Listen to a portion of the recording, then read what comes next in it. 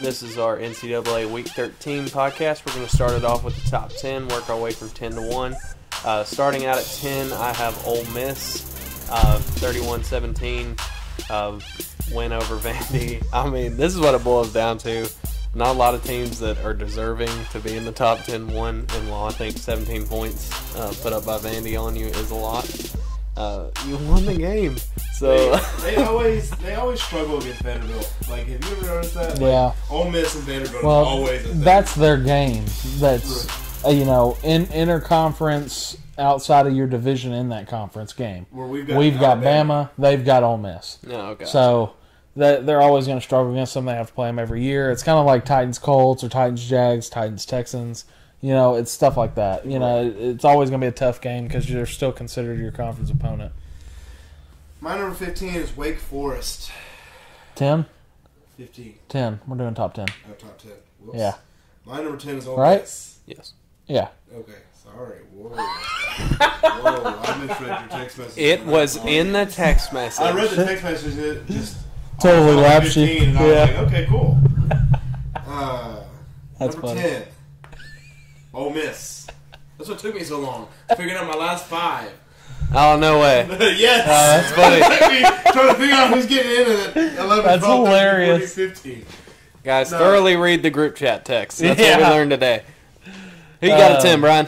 Yeah, 10. I couldn't put Ole Miss in there. Oklahoma, although it was a bad win, it's still a win. You're still 10-1. So right now, I've got you in there. You do have a hard game this week, so we'll see about that. But yeah, right now I'll have them at 10. Number 9 for me, I got Oregon. They lost to Utah 38-7. They didn't look terrible in that game. Utah actually looked pretty good in that game, to be completely honest. Pretty good. Yeah. They're going to have to play them again, too. Yeah, I don't know if they'd win it the second time, but I only dropped them to 9. But they were at 3. Conference championship. But Well, I mean, like, you know what I mean. for college football playoff purposes, no, I don't think so. Number 9 is Oregon for me as well. They just struggle. I mean, it was just not good. You were number 4 for me already, so like you were behind. I put Ohio State in front of them anyway. Last week, number 9 sounds good to you, I guess. Yeah, number 9 is Oregon for me as well. So, I mean, you just can't put up... I can't sit here and say anything Like higher. A slot machine. Huh? Like a slot machine? Yeah. I can't sit here and say anything higher because you only put up 7 points against Utah. 7-38. You just can't... You can't, like, argue anything worse, Like Utah is a team that You almost got shut out. Right, you should have dealt with that handily, and you didn't. So. Yeah. So, I mean, you got Oregon State this week. You better win big. Number 8 for me, the Baylor Bears. Mm-hmm. 20-10 win over Kansas State. Decent win. Yeah, Kansas State's a good team. I had to move you up. Yeah, Baylor as well for me. They were lower. They were 12 for me last week. Yeah, Baylor again for me too. So, yeah, Texas Tech this week for Baylor. So, we'll see if they can continue this win streak they've got going on. Number 7 for me, congratulations, Cincinnati. You beat SMU 48-14, just like you should have.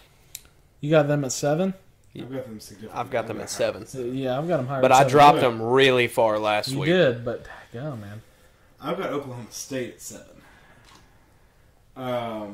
You've been winning on a roll, and you've got Oklahoma, right? Yeah. Last game, interstate week. Time to show us what you're about. Yep. I've got Notre Dame at 7. Yeah. 10-1. The only loss you had to was Cincinnati. And you beat Georgia Tech handily. 55-0. This is what we needed to see at the beginning of the year. You would be much higher if you would have been doing this at the beginning of the year. You've got Stanford this week. You've got to do the same thing. It's got to be 55-0 again, for you to have a shot at making the college football playoff. Because, you're going to have some other teams that have to lose for you to get in as well. So, it's going to be this week and next week are big for Notre Dame because they won't play conference championship week because they're an independent. So Yeah. Did they go back to that? I thought they joined the ACC. no, they're back to independent. Back to independent. Yeah. I don't think they deserve to play in the college playoff. Be in a conference if you want to be in the college football playoff. That's all you got from me. Yeah. Number 6 for me, Oklahoma State, 23-0 versus Texas Tech. Like I said in the NFL podcast, it is very hard to shut out a team, especially a team like Texas Tech. That shows a lot about their defense. So, go Cowboys. Yeah. I've got Oklahoma State at 6 as well. Like you said, 23-0. It is hard to shut out a team, but Texas Tech only got in the red zone twice in that game. 2 times they got within the 20-yard line of a touchdown, and they didn't score twice. And only 2 times they got down there. That's crazy. That's great defense by Oklahoma State. That's some Georgia-style defense. That is right there. 23-0. Now you've got Oklahoma this week. Yeah. This is a big week. Yeah. This is prove week for them. Huge week. I've got Notre Dame at 6 right now. I mean, it was a big win. I didn't really want to put them this high, but I didn't really have a choice with how everything else fell out. So, congratulations. You got there by proxy. Good job. Number 5 for me, I have Notre Dame, 55-0 versus Georgia Tech. I didn't want to put you this high once again, Yeah. but you got there. Congratulations. See, y'all didn't want to put them that high. I didn't put them that high. Yeah. So that I could put this team that high. Cincinnati deserved this, okay? They're at number 5 right now. They're on the border, okay? They're ready to cross that border the minute Ohio State or Michigan loses. Look at Brian. He's looking out for the little guy. Yeah. Cincy, you've got 5, 48-14 against SMU. And, now you got ECU. Go beat them handily again. Right. This is your shot. I've got Get in there, guys. I've got Cincinnati at 5 as well. They're just, they did what they're supposed to do. Finally. Thank you. Number 4, Michigan, 59-18 versus Maryland. Yeah, you did what you're supposed to. But they play Ohio State this week, yeah? Yep. Huge week Yeah. in the top 10. Huge week. How far do you drop if you lose that game? You can't drop. You can't lose like Michigan State lost. You If can't. it's a close game, how far do you think you drop? Maybe 3, maybe 2 to 6, spots? maybe 6, 7, somewhere around there. Because, if you lose this game, you don't have a shot at going to the conference championship. Yeah. This is for the conference championship right here. This is for you to go. Yeah, and you're gonna win. More than likely, you've got Wisconsin on the other side, I believe, right now. So you're probably gonna win, but you've got to get there first. This is the road to the conference championship. This is probably going to be the hardest game that you play outside of the college football playoff. So, this is the game you have to win. I've got Michigan at 4 as well. So I'm assuming we probably got the other 3 the same in the same order. That our Who's your number 3? are the same. Number 3, Ohio State, 56-7 versus And I Michigan was State. wrong. They absolutely killed Michigan State. 100%. A ranked Michigan State team who have been doing very good things. Yeah. Who you got, Caleb? Enough to make me fear for Michigan this week because that was bad. So this 2 and 3 is very tight, and I can understand your fight for both. I've got Ohio State there right now, but Alabama almost lost to Arkansas, which has not happened in a very long time. 100%. And I know where you're going, okay? Because that's exactly what I did. Alabama's number 3. They showed it. They are number 3 if you're looking at the top 4. They are 3rd because the second best team in the college football right now is Ohio State. They are the hottest team in college football. And that counts Georgia. Ohio State's the hottest team in college football. Georgia's, of course, they beat Charleston Southern. Yeah, great. 56-7. Great. They Okay. do what they're supposed to do. Yeah. Alabama's supposed to do the same thing this week. I'm sorry. But just Ohio for State's reference, the best team in college football outside of Georgia. Just for reference, once again, Ohio State beat Michigan State 56-7. Georgia beat Charleston Southern 56-7. Now, that's different, though. You got to kind of look at that differently. Georgia has Georgia Tech. Ohio State has a significantly harder team. Yeah. Unless Georgia loses Georgia Tech, which I'm going to go ahead and tell you won't happen. But unless Georgia loses to Georgia Tech, Ohio State will stay at number 2. But I guarantee you when the rankings come out, Ohio State will be number 2 and Bama will be number 3. I don't doubt that at all. That win was so much better than Alabama's win. Yeah, because you struggle with now. Granted, Arkansas's a good team. Arkansas's top. I'm not trying to say like they're like Vanderbilt or something like that. Right, I'm just saying like. Well, technically, Arkansas would probably be the closest thing to Vanderbilt on the western side. No, it would be LSU right now. Think so? Well, Yeah. I mean, historically, it's been Arkansas. Historically, yeah. Historically, it's been I can Arkansas. see that. So, Arkansas actually had a very up year. They're in the top 25 for the first time in God knows how long. Yeah. I dare say they stay there. We're probably at number 25 is my guess, my thought process here. But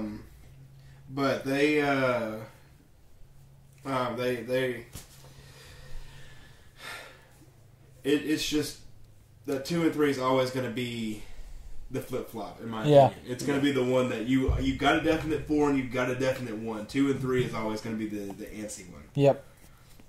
So you would have Georgia against Michigan, and however you would say it, Ohio State against Bama or Bama against Ohio State. Georgia, Michigan, who wins? Georgia. Handily. I don't think handily. I think handily. I think they win strong. I don't think it'd be handily. They win strong.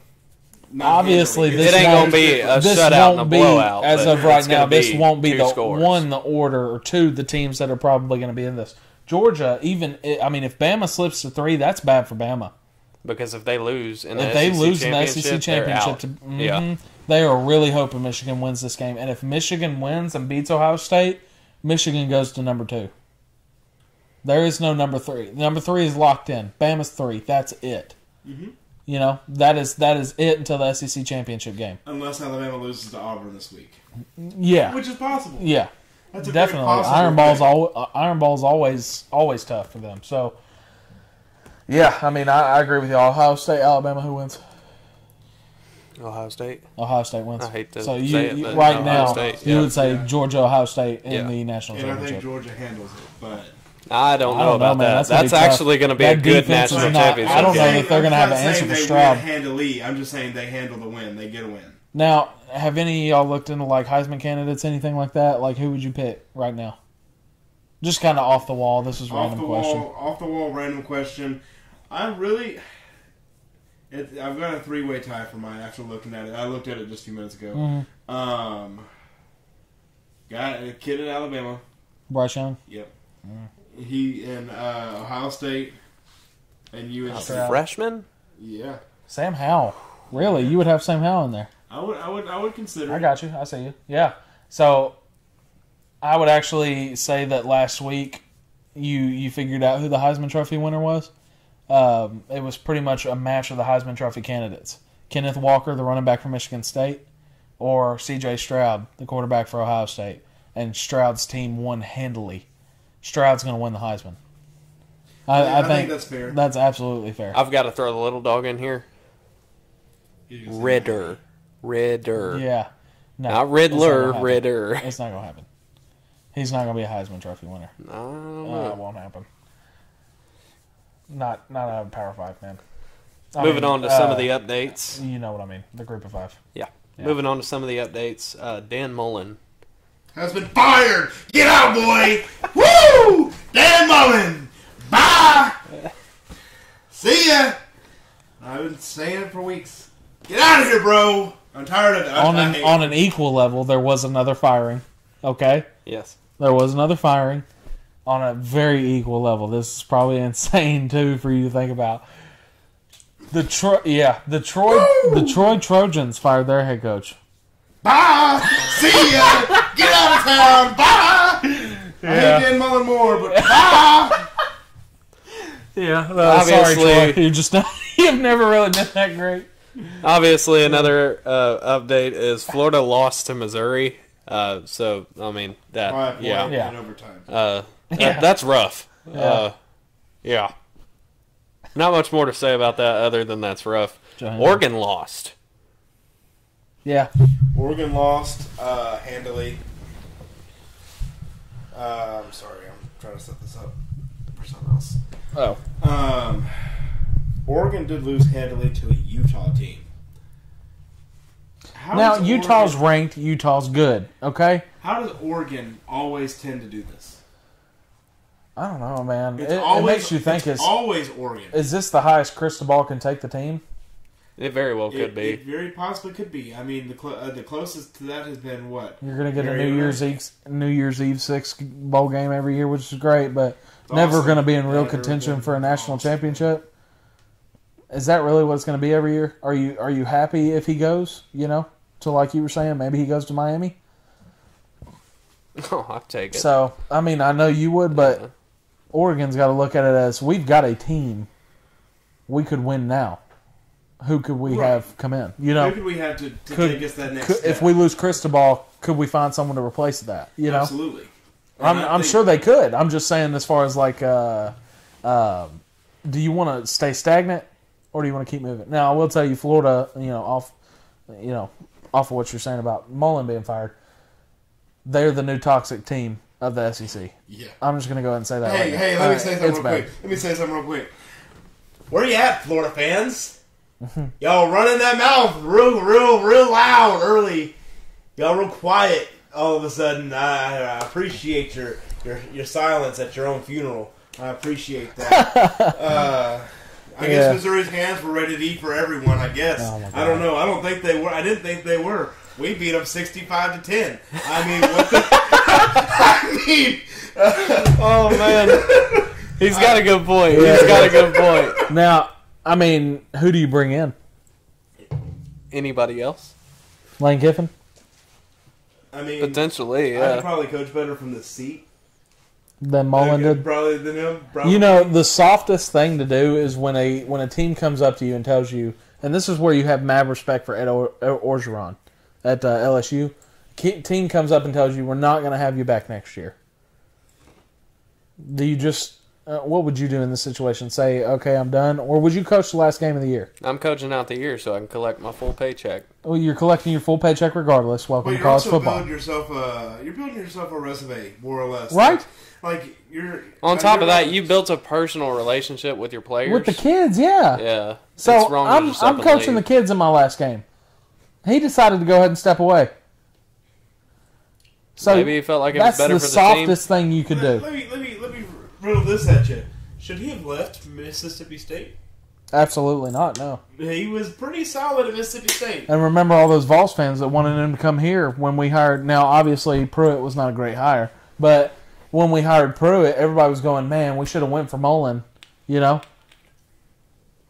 And Scott Frost was a big name, too. So, Pruitt's gone. Mullen's gone. And then you had Scott Frost, who's, not done great over there at Nebraska. They're a tough team this year, but they've only got 3 wins. So, do with that what you will. But speaking of firings, I did see this and I screenshotted it. For those of you that don't know about this app, I use the Score for a lot of information because it's got a lot of random information you could use for sports all across the sport world. It was reported Wednesday that Michigan State was set to offer Mel Tucker a 10-year, $95 million contract extension. If the 49-year-old didn't already sign the deal, it could mysteriously vanish when the Spartans return to East Lansing. So, does it mysteriously disappear?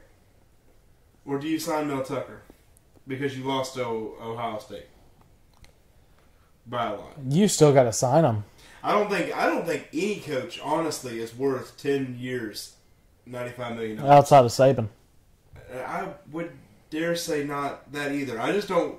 I He don't gets like the paid idea more of than locking that now. a. Huh? He gets paid more than that now. Probably, but I'm No, just there's saying no problem. it's more the years. Yeah, he does. Yeah, for me. I agree. Like, I can Yeah. understand the pay. Jimbo Like, Fisher, yeah. Right, like you. I'm not going to lock a coach. We're just seeing the same issue in the NFL with Gruden. 10-year contract. I mean, Obviously, something went on there, but, talking about as far as not being able to improve over time, Gruden didn't with the Raiders. I don't know. Do you, if you're Michigan State, do you go, is this what we're going to get every year? are we going to be exactly what Oregon did? Yeah. We're exactly what Oregon did. Because we can't, if this would have been a tight game, you're having a totally different conversation. Right, absolutely. We didn't lose 59-7. We lost 59-56. Okay. Yeah. I could get behind. Or 38-32. Something like that. Something. Even a 10-point game is a good game. Absolutely. But when you're talking that bad, 56-7? Is our job only going to be Ohio State, Michigan, and Penn State's punching bags all year? Like, what coach wants to be there for that? And it doesn't help that the Big Ten, the Big Ten came out and said whatever they did about the Michigan State game. Yeah, with the referee. It did not help his case there. So if I'm Mel Tucker, I'm going, don't even worry about the contract because I'm going to LSU, Miami, Florida, somewhere. That Florida job is open now. I don't know if that's appealing, man. Like I said, those fans are toxic down there right now. Yeah, I wouldn't be... The only reason he's out so fast is because the fans kept bringing up he was bad at recruiting. Yeah. So, that's great and all, but fans, calm down, Yeah, like, Vols fans did the same thing to Shiano. Who's really good at recruiting? Butch Jones, and you see what he's doing now. Oh, yeah, 100%. You're going to have to pick one at some point. You've got... So, for those of you that aren't familiar with how a college program typically works, you've got your coaching staff, and typically, and especially even for big programs like the University of Tennessee and these SEC programs, each one of those coaches has a region of the country, and that is their recruiting zone.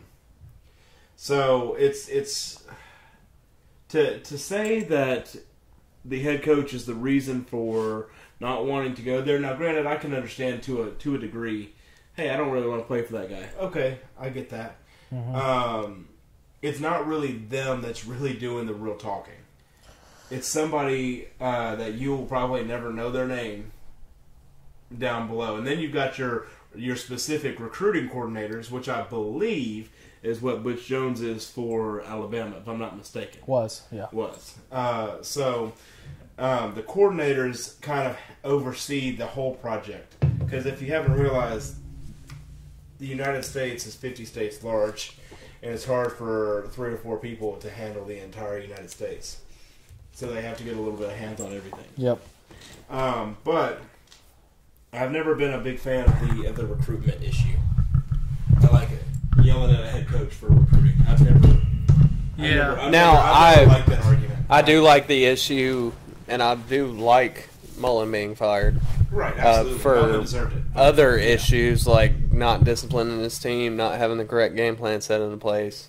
But like you said, recruitment shouldn't be. It shouldn't be like there. Florida fans are Florida fans, and I say this with the utmost respect. Y'all are a lot like us. Is Florida a pipeline? Huh? Is Florida a pipeline? I don't believe so. I don't think they are. But are they, Brian? Somewhat. They're close. Okay. Like they're similar to Tennessee. The fans are in the fact of, well, I really don't like that guy because of one thing he did, and I'm going to make everything he does an issue. Yeah. And that's okay. Like, I get it. You want to have who you want to coach. I get it. Like, you want to be heard. Unfortunately, as a fan base, that is not your job. You're the same fan base that got Philip Fulmer fired for 1, 2, and 10 season. Yep. Oh, sorry. And then if you heard me asking Brian about the pipeline, all a pipeline school is a school that pulls a vast majority of its recruits from the state that it's in. And I would say probably Florida's probably one of the bigger ones. Like, Florida's got a lot of... I don't know if they're considered a pipeline school. I don't think they are. I think they're on the verge. Yeah. But you've got 2 schools down there that are Nike-sponsored schools. Yeah. Like, it's difficult not to be. But at the same time, those schools are also like, hey, Alabama exists. You're talking about IMG and... There's another one. A dude at work, it's where he graduated from high school before it was on Nike high school. Yeah. IMG's legit, though. Yeah. IMG is legit. It starts with a C. I can't remember the other one off the top of my head, but it's because I don't live in Florida. But Cascade? anyway. Castle? No, Cascade? Something like that? I thought it was Cascade. I may be wrong. Coral something. Coral something. I want to say it got Olio in it somewhere in the end. Wow. I think Cascade's in Texas. Yeah, Cascade's the Nike school in Texas, I believe. Oh, gotcha. But anyway, if you're not a pipeline school and you've got those two programs there and you've got a lot of 5-star talent there, kind of hard for you to get recruits inside of your own state. You're talking about University of Central Florida, University of South Florida, Florida Atlantic, Florida International. the U. Yeah, Miami. I mean, it's excruciatingly, or Whereas, like, the toughness is enhanced for Miami because they're a private school as well. So, that's harder to get because your classifications have to go away. It's kind of like Vanderbilt in the SEC, like Northwestern in the Big Ten. Just with the better football program than Vanderbilt. there's the separation is you've got the Ivy League program and then you've got private colleges. Yep. So like they're the same in a lot of senses, but one of which is still kind of similarly public, allowing a lot of people in and to be recruited in, whereas Ivy League schools are more like, hey, you're only getting in if you have a letter signed by somebody. Yeah. And a 12.0 grade point average. Right. Yeah. Like, it's gotta be perfect. Gotta be. I need 150s across the board. Yeah. Could not miss a single day of school, and you've got to have every assignment turned in on time. Like Since kindergarten. You ever done extra credit on your SATs? Well, you need to. Yeah. It's a secret question. You got to ask them about it when you get there. Any more news that you had? I was don't. going to talk a little bit about the Alabama-Arkansas game, but I mean, it was like we're watching this game, and the quarterback actually can never remember his name. Bryce Young. Yep, Bryce Young. 79-yard bomb touchdown. Mm-hmm. I mean, kid's got a cannon, and he's young, but Arkansas plays you to the wire. I mean, do you see any circumstance where Arkansas pulls that game out and wins? Not really, to be completely honest with you. It's one of those things like even Tennessee had a hold of Alabama kind of early. Yeah.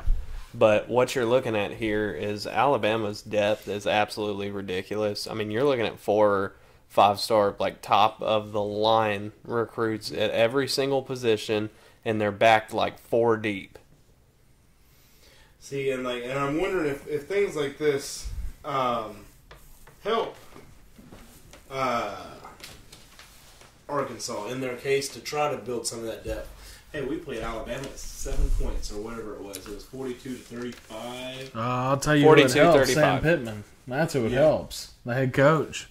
When you're Yeah, going to back stick looking, around. looking for an extension or something like that, you're going, hey, I just want to let you know, we were 7 points away from beating one of the best teams in the country. Yeah. And one of the best coaches ever to step foot on a football field. Absolutely. And I mean, I think that there's a lot to be said. I mean, even for Josh Heupel, and there was another one that was tight this year as well in the SEC with Alabama. Florida, yes. Florida's a little different because after Alabama, they lost everything. Yeah.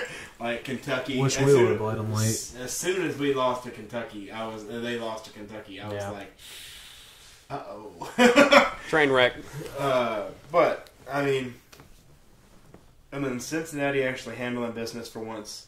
It was nice to see. That was shocking. Yeah. Now, I did want to bring this up. I know we touched a little bit on it, but if you are on the college football committee, what does Cincinnati have to do, and what has to happen outside of that program for you to actually put them in the You've college got it football set playoff? right now. So, Oklahoma State has to lose to Oklahoma. Okay? Yeah, That can't. lose. I think really almost Michigan has to lose to Ohio State, and Bama has to beat or lose to Georgia. So, I mean, really either or. I think you lose to Georgia would be the best case scenario because that puts you at 3. And I would dare say Notre Dame has to lose. I don't know if you said that or not. Well, head-to-head, Cincy's got the beat. I guess so. So, yeah. I would still put Cincy in front of them, and, you have to win convincingly against East Carolina and convincingly against the conference champion as well. Do we know who that's going to be just yet? I thought it was Houston. It probably will be Houston, but I think they're the only team that is anywhere close. Yeah. But I don't think you can win convincingly against Houston. I'm sorry. Gotta be Houston honest. is playing good football. I mean, they always play good football. So, I mean, it's just tough. Like, It's definitely going to be a tough road, and the Right. odds are stacked somewhat against them. But if they can pull this off, wouldn't they be the first group of 5 school to ever be in the college football playoff? I believe so, yeah. Yeah. So I'll go through conference by conference real quick and just say who right now, if the season were to end today, what the conference would be, and then we'll get into the quarterbacks. Yeah. American Athletic, it would be Houston against Cincy. ACC would be Wake Forest against Pitt. Big 12, Oklahoma versus Oklahoma State. Big 10, Ohio State, Michigan. Conference USA, WKU, UTSA. I won't go into those. Yeah, I'll do them anyway. MAC, Mid-American Conference, Miami of Ohio, Northern Illinois. Mountain West Conference, Boise State, SDSU. Pac-12 right now would be Oregon and Utah again. And I think that's locked in. yes, that one's probably locked in. That is locked in, yep. SEC would be Georgia-Bama. That is going to be it. Regardless, win-loss, Georgia-Bama is SEC championship. And then the Sun Belt, App State at UL Monroe. Yeah, so it's going to be a tough Louisiana, road sorry. for Cincinnati to make it into the college football playoff, Yeah. but it definitely could happen. So you got to go through Houston again, I think, because I think they already played them. Yeah. So you got to go through Houston again. That's tough. Not Hard- just to it's beat a hard to team beat a team once. twice. Yeah, it's definitely. I mean, a whole lot harder to beat a team twice. So All right, we are entering a new thing that we've never done before. Since the season is nearing an end, we're going to go ahead and jump into a kind of recruitment segment. On this, we are going to point out our top 5 quarterbacks in the 2022 draft. Mm-hmm. We're going to So- start our way at 5 and work our way to 1. Yep. So there's really about 12 to 15 a year that typically come out into the NFL draft. Sometimes there's more, smaller schools, stuff like that. But these are the top 5 that we have, and you can throw in one if you want to, like a 6th place or whatever. And I guess I'll go ahead and start. So at 6 for me, because it's top 5, but at 6, so he was right there. Kenny Pickett, Pitt quarterback. He just, to me, when I watch a Pitt game, and we watched film on this to back this up, when I watch a Pitt game, I see a lot of screens to help with the, completion percentage, stuff like that. So he kind of pads, I mean, not really that it's his fault calling the play, but Yeah. the stats are kind of padded in Pickett's favor. So Sales a lot of sideline throws. A lot of times he's overthrowing the deep receiver or completely underthrowing, so not very accurate down the field. So I had to go with Pickett at 6. And at 5 for me, I've actually got one of my favorite quarterbacks in this draft, Malik Willis, the quarterback for Liberty. 6'1", 215, runs a 4.4 40 right now, unofficial.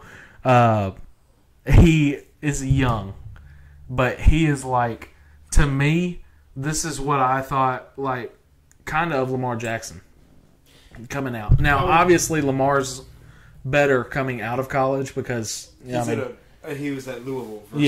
Louisville versus Liberty, exactly. Right, and I could see that. Number 5 is also Willis for me. Yeah. I don't know. It's just the draft is a funny thing. Mm-hmm. This is how I'm going to start this conversation off.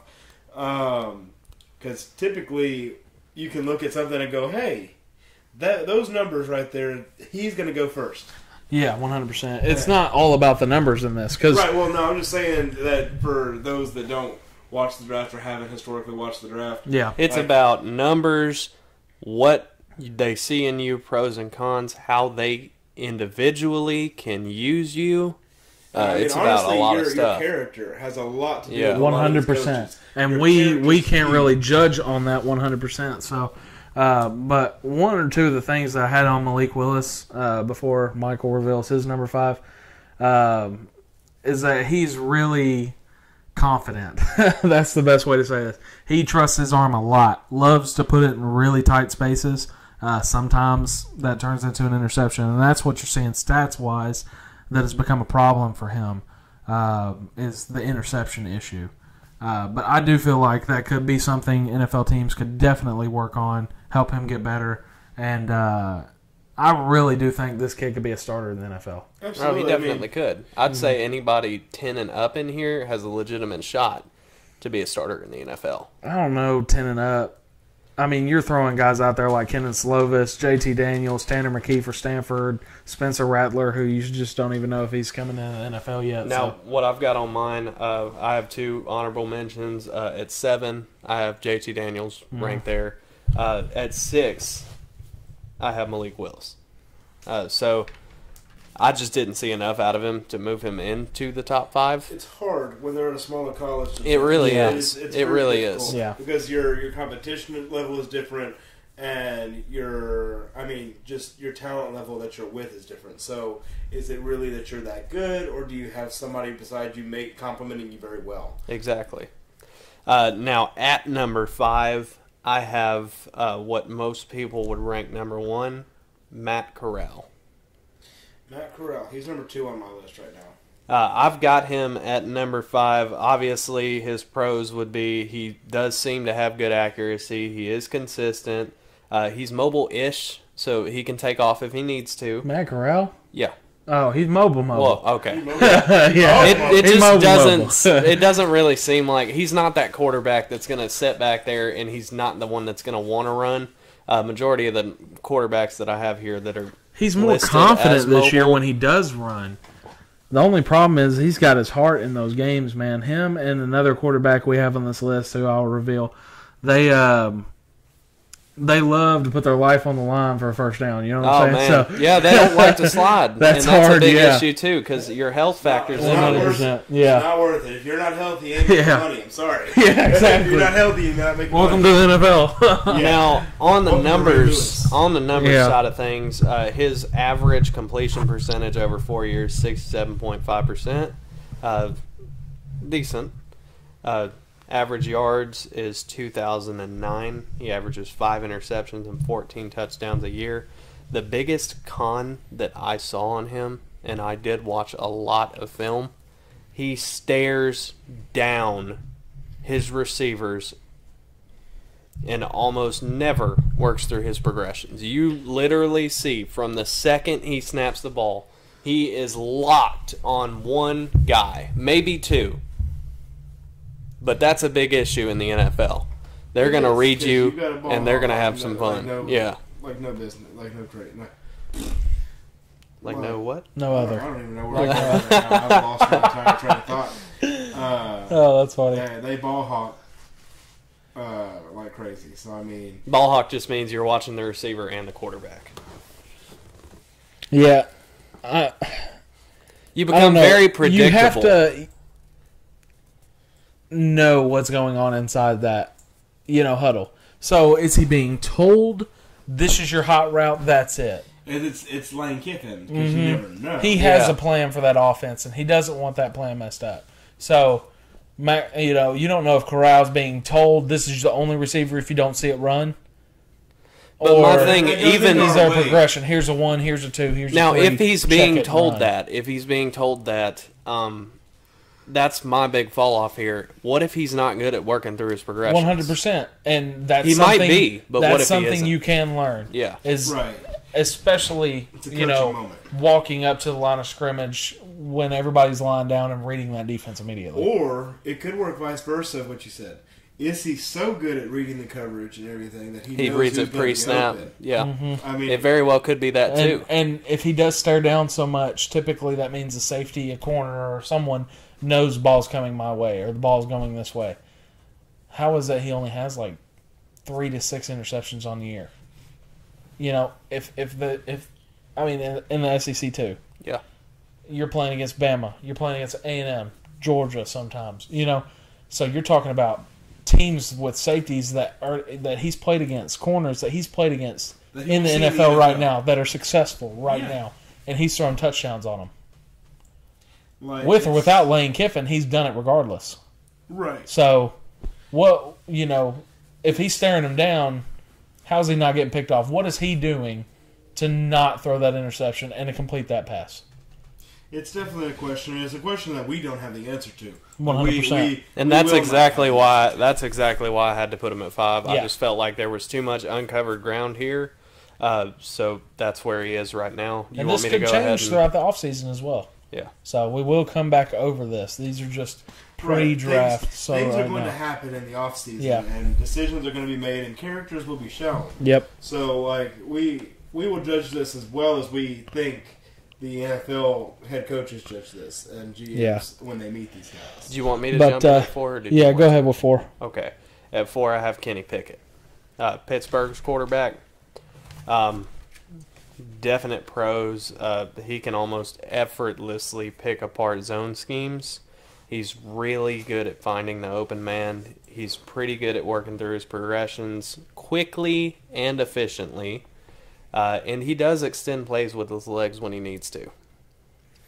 I solidly see Kenny Pickett as a 3rd to 4th round quarterback. Absolutely. I mean, so, and not everybody, okay.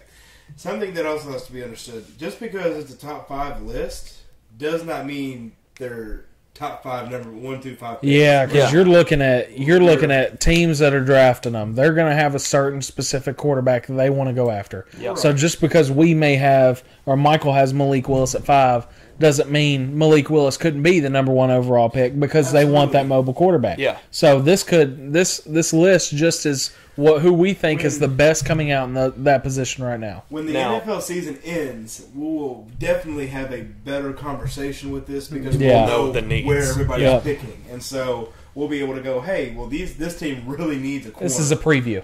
Right, absolutely. This is just position based. So just because we've got 1 through 5 doesn't mean these are all your first round quarterbacks. Yeah, that's not very common in the draft anymore. Who you said who at 4? Sorry, Pickett. Pickett. Yeah, I've got a little bit more to go through. Oh, here. Go ahead. Absolutely. I've got his cons do kind of outweigh his pros. The main 2 cons that I saw, one, he's been in the NCAA for 5 years, so he is a little bit older. That could also be a pro, but yeah. You're thinking more Brandon Weeden, not Big Ben. Exactly. Gotcha. Another con, when he does get that open deep ball, whether it's on a slant or not a slant, a post corner, streak. I saw a bunch on streaks. He consistently underthrows those deep balls, and I know that it gives the receiver a real shot at catching the ball, and it makes sure that he doesn't overthrow it. But almost all the time that means that the corner or safety is going to catch up to him, and it turns a touchdown into a 50-yard pass. Right. It's as simple as that. And those are the shots that you need, especially in the NFL. When that happens, it's got to be perfect. Yeah. You can't miss that opportunity. Absolutely. For number 4, I've got Desmond Ritter. And quite honestly, I will be totally upfront and honest. I have not watched any film. I'm going off of pure stats. Pure stats, and quite honestly, I don't have a whole list of stats. I'm not as prepared as these 2 knuckleheads. But Group text, Caleb. Huh? I said group text, Caleb. Look, we could have texted it to you. I'm just telling you, we're just with my situation and how things are going right now. I just have not had the opportunity to go into full deep delve film. Yeah, I'm going off. Which is understandable. Right.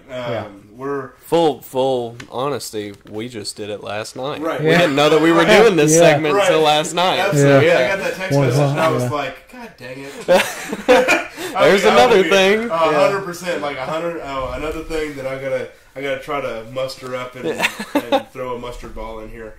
But quite honestly, I'm looking at this from just a who is your best quarterbacks just purely. Not even really fully stat based. Just who has the most potential. Mm-hmm. I really think Desmond Ritter is sitting on that number 4 spot, and I think he's sitting pretty high. And like we said, it just depends on who's drafting when. Desmond Ritter, to me, kind of reminds me of Kenny Pickett a lot in the same. They're throwing that screen pass a lot to pad those stats. So absolutely, that I've got him at 4 as well. 4, right? Yeah. Yeah, 4 as well. Yeah. So when he's not throwing those screens, he holds on to the ball extremely long.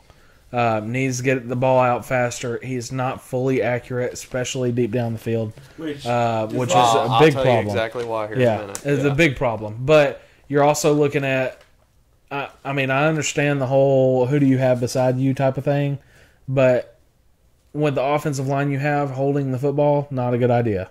You know, it's great that you're mobile, runs a 4.5, 5.40. So it's great that you're mobile, but you've got to be better. Got to get that ball out faster, and you definitely have to be more accurate, especially down the field if you're going to beat these teams that you're talking about. Right, and I'm thinking, I'm sitting here thinking,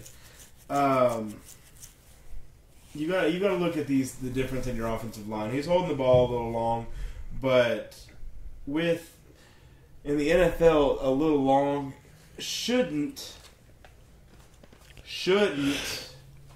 kill you. It depends on where you end up. Depends on the what you offensive got in front of you. line. Yeah. But like, if you're talking about a quarterback being drafted and what you're supposed to in the first round, right, you're probably not going to get a great offensive line. You know, Lamar Jackson got lucky. You know, and I wouldn't even dare say lucky. Like he's still scrambling for his life. 95%. Yeah, but he still had when he got drafted, he had Marshall Yonder. You're looking at that Joe Burrow situation in Cincinnati. Just trying to go to a place where you won't get killed. Exactly. Yeah. Or Ritter, go to a place with the backup quarterback. Yeah. You're the backup first. Like I know we've had that conversation a lot. Ritter to me is a solid second or third round quarterback. I do think it would be great for him to sit out a year, let him watch things unfold, and learn. Learn. That would be a great pick for a team like Atlanta. Let Matt Ryan start one more year. Let Matt Ryan show him the ropes, and then boom, throw him in next year. I'll say this personally. Personally, I feel like this first round this year is going to be very defensive. Oh yeah, 100%. I think there's a lot of defensive need in the NFL right now, so that's where we get to these. That's where we get to these second and third round picks. Where we're at for these quarterbacks is that there's not like we were just talking about in the NFL podcast or maybe in the break. Oh my gosh. Yeah. Sorry, we're watching Monday Night Football. Now we look at my number three. My number 3 is Desmond Ritter. There's a lot of pros. He's mobile. He's good with his progressions. He's decently accurate most of the time. Cons, when he is not accurate, if you pay attention to the film, you want to know why? He's not setting his feet before he throws the ball. What kind of rookie mistake is that? Yeah, and it's tough, One man. that he didn't get taught. Like exactly. We don't know where these kids grew up, what Pop Warner, what middle school, what high school football they played. So some of these things are not necessarily new things. These are just things that they've not been told are things to fix. Yeah. And then another issue could potentially be throws the ball a little high sometimes. I'm talking like face. Sails that. Yeah. And then another major issue in my book, he does not like to slide. Yeah, that's where I think last night, I was telling you I was comparing him to Tannehill. Yeah. Tannehill, like for the Titans, does not like to slide unless he absolutely has to, and even then, sometimes he doesn't. But a lot of times, it's like I said earlier, putting your body on the line for a first down, it's not worth it, okay? It is not worth it. One other thing. If it's putting your body on the line for a Super Bowl win, it's different. 100%. For a win, not for a tie, not for a score, for a win. Yeah. It's different. Like there are levels of progression you go through to putting your body out there. First down on Tuesday night is not it. Yeah. It is not. One other thing that NFL teams could potentially pull up this year, he has fumbled a quarterback sneak, so that definitely doesn't work out in his favor. Yeah. That's a huge negative. That's supposed to be your most surefire play in the playbook to get a yard, not a turnover. But his completion percentage is good, 62.55. So, I mean, you're looking at decent, not the worst out of the top 5, but second worst. 2,401 yards, 6 interceptions, and then 20.5 touchdowns a year. So he looks pretty good, but definitely not beating out who I have ranked at 2 and 1. Yeah. So my number 3 is Carson Strong, Nevada. Yeah. Nevada's always been one of those teams. Yeah, he's 6'4", 215, runs a 4.8, 140. So he is mobile, and he's tall, big. But he needs to get thicker. That's a stick you got back there at quarterback. You want 6'2"? If you're going to stay, if you're going to stay at quarterback, got to get bigger. Would love to see him around like 230. We need you to be a branch. Yeah. Right. No, we need you to be a trunk, okay? We need you to be 230, 235. You can't be 215 at quarterback and 6'4", playing quarterback in the NFL right now at a successful level. Now, I'm going to make a wild observation here. You know where he would fit in good? Pittsburgh. I could see that, yeah. That would be again, but you want... Sit him a year behind Big Ben, let Big Ben show him Big Ben may not have another year, bro. Yeah, but with how often he gets hurt, that scares me. Atlanta would be a good spot. Matt Ryan never gets hurt. Yeah. So Carson Strong is a good developmental quarterback. Yeah. Let him come in, sit the bench, and you've got to do it while you have a decent, quarterback out there that hardly ever gets hurt. Tampa Bay. With Tom Brady. Tom Brady. Someone that's not hardly ever going to get hurt, but only has about a year or two left. Right. Somebody that he could fill the shoes pretty quick. 100%. I would love to say Denver, but they don't have the quarterback in front. You might be able to get Teddy one more year. And even if Teddy gets hurt, you could say, okay, Carson, go in and play a game here, a game there. With Big Ben, it scares me because of how old he is. He will play half the season if he goes to Pittsburgh. Yeah. Where he could play 3 games in Denver and be okay. Like he won't win, but he will. Did you have him at number 3 too? Yes, I did. Okay. Did you want to elaborate any more on it? I've always this kid. I remember when he signed with Nevada. I've just always liked him. He's got that good spunk about him. And he. Sorry. Yeah. Sorry. Now, one thing that I noticed, pre-snap wise, he's not the smartest. Picking up blitzes, stuff like that, a corner coming down. He's not seeing stuff like that, which does lead to some unnecessary sacks. Completions, things like that. Yeah, and I could see where that is either a coaching thing. Mm-hmm. That could be the coaches going, "Hey, we're going to put the blitzes on your offensive line, and they're going to call them out." 100%. And because that's something that I think to be a successful football team, everybody in that front little tackle box needs to know what's going on. Yep. If you see a linebacker, we'll go into this a little bit in the offseason as far as our football 101 or whatever we decide to call it. Yeah. That's foreshadowing. Yeah, foreshadowing. Yeah. There will be more to come. So if you see them heels coming up and you see them leaning or you see somebody creeping up like a safety or something like that, that's why line got to have their eyes up. Now, I was always taught that the line was supposed to call out the blitz instead of the quarterback. That's true, but as you get more into it, that offensive line will call it out, but the quarterback's also got to see it to tell the running back, hey, if you're blocking and I'm dropping back under center, you've got to hit here in between tackle and guard or outside the tackle. Instead of hitting outside the tackle, you're going to fill in right behind the guard. And you can also shift that offensive line. Right. He's not doing that. Multiple teams out of Nevada being a smaller program may not be that advanced. Exactly. But teams, they have multiple blocking sets. I know your base form, and it's not. We used to call it Bob, body on a body. Yep. And it used to be how we blocked, and then you've got what they call sprint out protection, where you've got a guard peeling back for trash. You've got a boot pass where he's pulling out to fill that outside because your quarterback's running. I mean, you've got a few things that you can do, but it just depends, and it may not be totally his fault, but then again, it may be. Like, he may just not know enough, and that's where sitting a year behind a Teddy Bridgewater who had that gruesome injury, or a Matt Ryan or a Tom Brady who has seen this happen on multiple stands. Yeah, going back to Desmond Ritter, if you want him to learn, go draft him in Denver and let Teddy Bridgewater have 5 minutes with a horror story of that hit. You know, Desmond Ritter's going to be like 30 seconds too long, and I broke my entire got it. I'll never run again. I get it. I understand. Yeah. Now, number 2 for me, Carson Strong. I see a lot out of him, a lot of potential. One con, he's always looking for the big play. Yes. He consistently throws into double Streaky, and triple coverage. He's just staring at the deep ball, and he's wanting the deep ball every single time.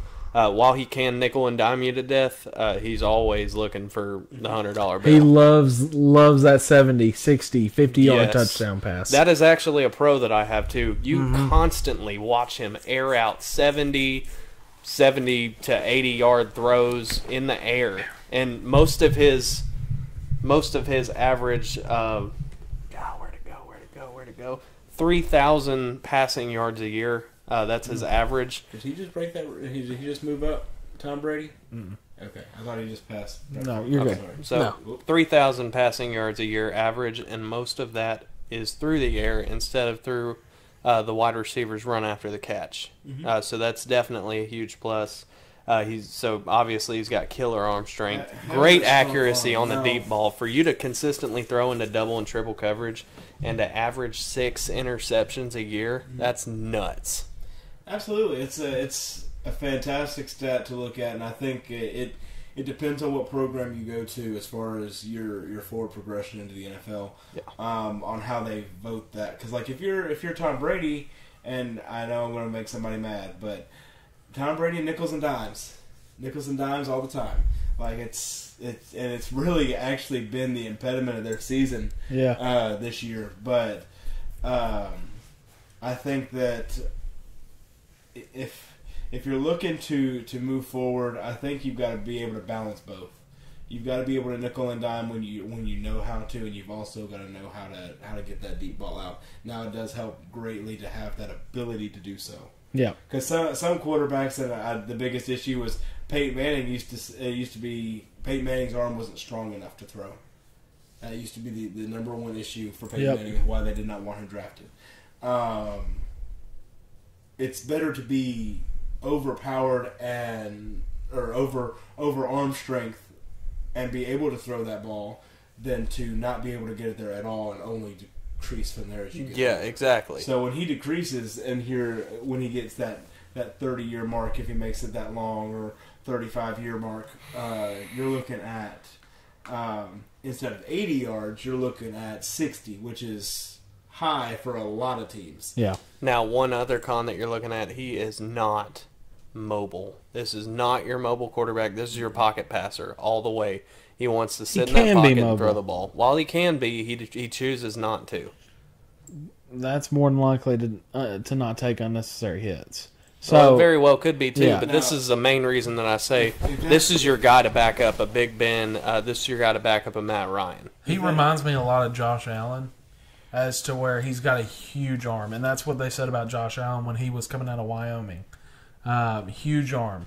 They didn't know if he could make it because of his running ability and stuff like that, and decision making being a big issue there too. We're having the same thing with Carson Strong.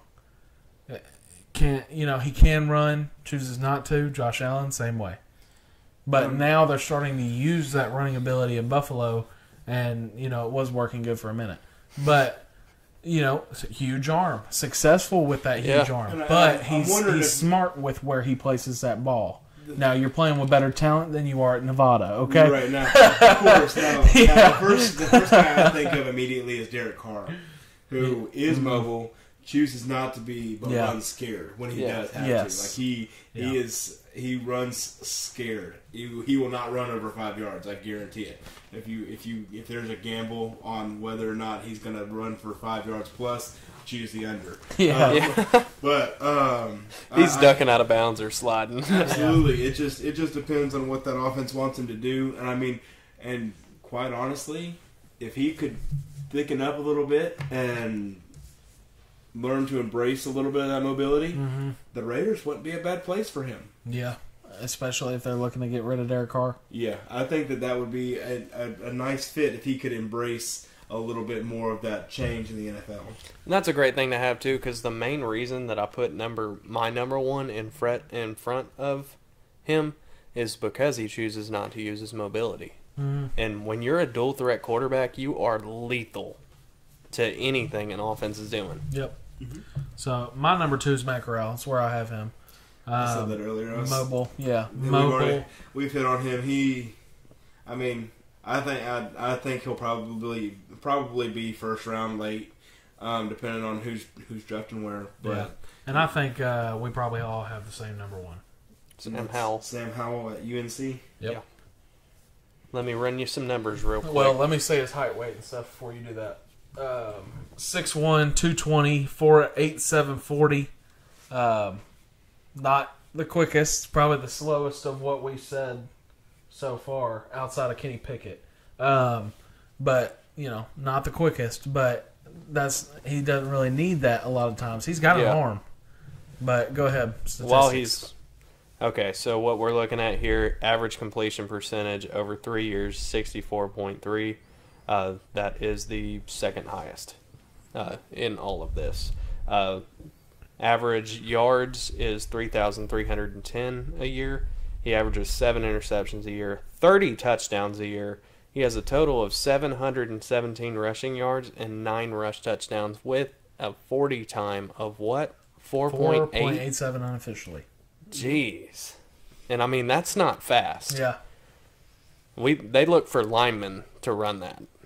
In some cases, they look for linemen to run that. I think my fastest 40 ever was a 4.7, maybe a 4.68 at the fastest. Dadgummit, man, I was slow. My fastest was a 5 flat. Really? Yeah. Mine was a 5'1". So this is something that, you can ask him. I used to train speed all the time. I had a guy who was played and coached a couple years at the University of Florida. His name is Lorenzo. Went to him every Saturday for my sophomore to my senior year. But it's one of those things. Yes, that's a higher number that they'd like to see your offensive line at. But I think for a quarterback, that's a fair number because you don't have to be a speed demon to be a quarterback. Speed demons are your running backs and your wide receivers. So I think a 4.87 is not bad. Yeah. At a quarterback, I will say he's a little short at quarterback. A little short to be at 6'1". Typically, your center is about 6'1". Typically, 6'1" to 6'3". Typically, your quarterbacks are about 6'3" to 6'5" ish. So he's a little bit on the shorter side, but I don't think that hinders him too much as long as he can see over the line, and he's definitely not Russell Wilson and Kyler Murray. Kyler Murray's 4'11". Absolutely. It's just if you can see over the line, you can complete the ball, and you can move moderately okay. I think you've got a good shot in the NFL. Yeah, he's definitely, I think, in my opinion, going to be the first quarterback off the board. Oh yeah. I'm thinking Detroit, or if they don't take one, it'd be Houston. Yeah, Detroit or Houston. I really see him at Houston. Yeah. As soon as Houston decides, hey, I'm totally we're done for him not going to Houston. Okay. Yeah. The last thing I want is them picking any type of good quarterback in the NFL. So. Man. Yeah, Sam Howell. Oh man. Is definitely going to be a top quarterback in this NFL draft. He's going to be he may be the most prospect out of our group here of 12. Now we didn't talk about this too much, but what if Carson went to Detroit and learned from Jared Goff? I could see it. Yeah, you just got to learn everything Jared Goff does do. You don't need to do. Right, exactly. The good things he does, which is very small list. And then every decision he makes wrong. Yeah, you see that throw right there that he made? Yeah, don't do that. Yeah, do the opposite of that. And we'll go 17-0. Okay. We'll put a nice little hat on you, and it'll have a little visor here. And you'll be watching the game from his point of view. Yeah. And you're gonna go, well, why did he do that? Exactly. But you're gonna be there to help Jared Goff develop and grow. I don't think he's gonna go that high.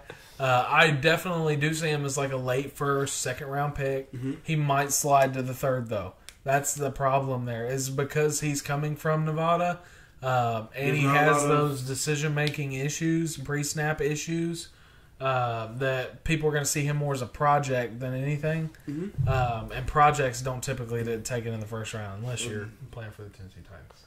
Unless you're playing for the Tennessee Titans or the Patriots will get you. Yeah, okay, that's exactly. That works. I can do that. That's an easy one.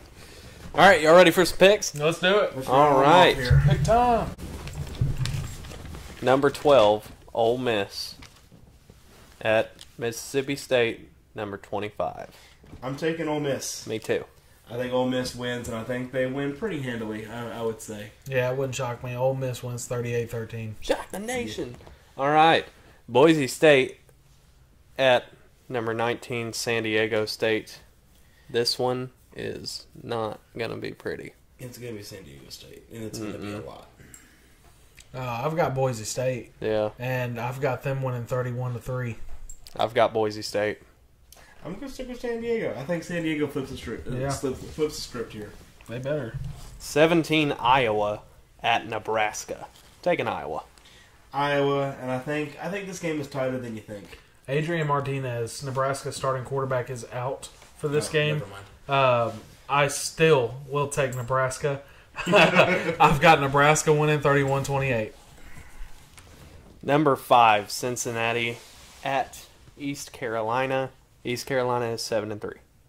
So I'm taking Cincinnati, and I'm going to say I think they win by 50. I'm taking Cincinnati. They too. win by a lot. I'm taking Cincy. I wouldn't be shocked if it was the same score as last week, 48-14. Missouri at number 21 ranked Arkansas. I'm taking Arkansas. Arkansas playing some good football. I think it's Arkansas at Missouri. No. I don't know if that changes at all. I have it written down as Arkansas at Missouri, but maybe you're right. I'm still taking Arkansas. They're playing much better football than Missouri is. Granted, Missouri beat Florida, but that's not a feat right now. Point in overtime. Yeah. Yeah. I'm taking Arkansas regardless, home or away, but score-wise would change, so I'm not going to say a score on that one. Colorado at 23 ranked Utah. I'm taking Utah. Taking Utah, and I don't think this one's pretty. Not at all. Yeah, Utah's going to win this game. It's going to be like 48-10, something like that, 45-10. It's going to be big. It's going to be ugly. North Carolina at 20 ranked NC State. I'm taking NC State. I'm taking NC State, but this game is close. I think I've got the feeling this game's going to be a 10 or less game. I've got North Carolina. Yeah, that defense is good at NC State. Very good. Sam Howell's better. Yeah. Well, number 1 Georgia at Georgia Tech. I think we're all going to take Georgia. Yeah. Georgia Tech by 9. I'm just yeah. Well, yeah. 9-0. Yeah. I'm going to go ahead and call it game of the week. Number 4 Ohio State at number 6 Michigan. I'm taking Ohio State. I'm taking Michigan. This wow. game is What? tough. This game is tight, man. This game's going to be tight. You got it's state week, which to them isn't really true, but to them it's division week. I think that Michigan pulls the upset here. I would love for that to happen just to see what the College Football Playoff Committee would do. I don't think it's going to happen. That's fair. Ohio State turned it on at the right time. Yeah. They are hot. I mean, they are hot. They're going to win this game. And I think they pull away at the end and get a couple garbage time touchdowns, but I think this game is close in the middle of it. Number 10 Wake Forest at Boston College. I'm taking Wake. Wake, big. Wake Forest going to win big. I'll take Wake. I don't know if it'll be big, but Bounce Wake has back game. struggled. They've struggled the last few weeks. Texas Tech at number 11 Baylor. I'm taking Baylor. Baylor by a lot. Yeah. Baylor by a lot. Same thing. 24 Houston at UConn. Taking Houston big. Houston by a lot. It would not shock me if this game ended 63-0. Yeah. Houston wins. So Houston's going to win, but big. 22 UTSA at North Texas. I'm taking UTSA big. UTSA for the finish strong with that 0 on the right side. UTSA wins 30-28. All right, yeah, I could see that. And North Texas ain't bad. I almost went to school there and played football. Yeah. One of the SEC's favorite games, the Iron Bowl. Number 2 Alabama at Game Auburn. of the week, part 2, in my opinion. I think. Yeah. This, you have to watch this one. I'm taking Bama to win, but you have to watch this one because Auburn is capable, and they will do it if they get the shot. This is the 50-50 game right here. Bo Nix is out. Yeah. This is the 50-50 game for the week this year. And Yeah. I really think Alabama's going to pull it out. But Bo Nix being out does not help Auburn. But I do think that they're still very capable. I think Alabama wins 37-27. Oregon State at number 3 Oregon. I'm taking Oregon. Oregon, and I'm praying it's by like 95 points. Hold on. Did the AP stop doing rankings? No. Why are all these teams still sitting where they were last week? Because it hasn't come out yet. Yeah. Oh, really? AP came out today. Or today. College football playoff comes out tomorrow. Oh, ESPN's using college football playoff. Okay. From here on out. Gotcha. I've got Oregon as well, big. Yeah. Penn State at number 7, Michigan State. This one's going to be an upset. I'm taking Penn State. Penn State for the win. Michigan State, bye. Bye. Kenneth Walker rushes for over 250 yards. No. Michigan State's going to win by a lot. Nope. Guess we'll see. Guess we'll see. James Franklin's already got his foot out the door. He's going to USC. He's gone. You think he's at USC? Mm-hmm. Maybe he'll 15. come back to Florida. No. What happens if he comes back to Florida? He ain't coming back to Florida. He ain't never coached Florida. 15, SEC. Wisconsin at Minnesota. Taking Wisconsin. Wisconsin. Yeah. They're going to get that championship game. That's all they're gunning for right now. Maryland's bad. I mean, Minnesota's bad. Sorry. Yeah. Minnesota's bad. They're both 16. bad. Both bad, and they both start with N. It don't matter. Sorry. 16, A&M is heading over to Death Valley to face the LSU Tigers. I'm taking A&M. Goodbye, LSU. I hope you enjoyed your season. Go A&M. Yeah, go A&M. They're going to win by a lot. Yeah, it's not going to be pretty. Another potential game of the week. 13, Oklahoma at number 9, Oklahoma State. I've got Oklahoma State winning this one. Oklahoma State, big. Oklahoma State wins 41-14. Yeah, big. it's going to be a bad one, too. Big. Get big. 18, Pittsburgh at Syracuse. I'm taking Pittsburgh. Pittsburgh, and I don't think Syracuse probably scores a point. Pitt, yeah, it wouldn't shock me if this was a shutout. Pitt's going to win. Number 8, Notre Dame at Stanford. I'm taking Notre Dame. Notre Dame, but I think this game is tight, unfortunately, because that is just who Notre Dame is. I wanted to pick Stanford. I think Notre Dame's turning it on at the right time. Notre Dame's going to win by at least 20. Last game, 14, BYU at USC. Taking BYU. BYU, just go ahead and get USC a new coach. Yeah. Go ahead and end that struggle for them. BYU's going to win. Step out of bounds. And they're gonna win handily. Yeah, it's going to be ugly. Yeah. Close it. You always close. Oh, wait. Oh yeah. Dadgum, man. Yeah, Twice. we're getting bad at this. Twice. Okay. Thanksgiving week. Yeah, Thanksgiving. Yeah. It's a Thanksgiving week. Yeah. But the trivia time. Okay, so last week we asked what team, or I will say teams because there are 2 teams in every game. What teams hold the record for most overtimes that are not this season? Because this season Penn State was 9 with Illinois. Final guesses? I thought Arkansas was involved. I think they were involved in both, but I think last year or the year before they had one that went to 8 or 9. So Oklahoma is involved. So Arkansas is involved. They've got 2 games in the same season tied at 7 overtimes. Arkansas and Ole Miss, and Arkansas and the University of Kentucky in 2001. wow. All Year I right. was born. Yeah. Why? Wasn't watching much football back then. I Yeah. don't think so. All right, trivia for this week, and we're not going to answer because we've already discussed it. Yeah. Highest drafted player from the University of Miami in Ohio. Again, that is the highest drafted player from the University of Miami in Ohio. The So Red Not Hawks. this you. Yeah. This. No. The M. Not the U, but the M. The M. Yeah. Miami of Ohio, the Red Hawks, not the Miami Hurricanes. So the highest drafted Red Hawk in They're in NFL Ohio. history. They're in Ohio, not in Miami. So Yeah. not in So Florida. Miami of Ohio. So who's the highest drafted Miami Red Hawk in NFL? And I guess it'd be NCAA history. NFL history. Miami of Ohio history. Miami. Miami of I Ohio. will Yeah. give you a hint. He played for the Miami of Ohio. Okay.